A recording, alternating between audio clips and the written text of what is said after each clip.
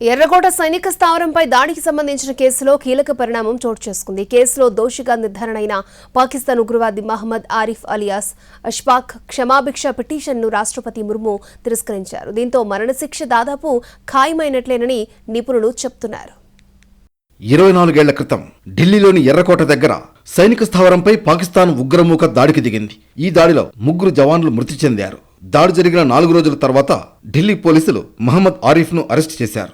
మహమ్మద్ను లష్కర్-ఏ-తోయిబా ఉగ్రవాద సంస్థ సభ్యుడిగా గుర్తించారు.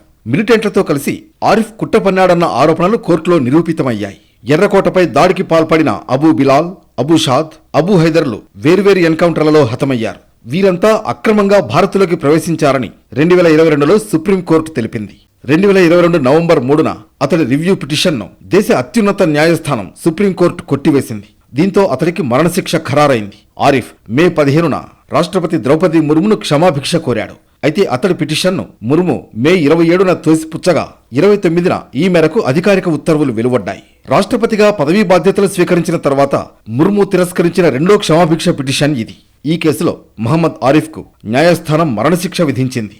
రాష్ట్రపతి కూడా క్షమాభిక్ష పిటిషన్ను తిరస్కరించడంతో మరణశిక్ష పడడం దాదాపు నిర్ధారణైనట్లేనని నిపుణులు చెబుతున్నారు. అయితే రాజ్యాంగంలోని ఆర్టికల్ 32 ప్రకారం సుదీర్ఘ జాప్యం కారణంగా దోషి తన శిక్షను మార్చాలని కోరుతూ ఉన్నత న్యాయస్థానం తలుపులు తట్టవచ్చని నిపుణులు విశ్లేషిస్తున్నారు.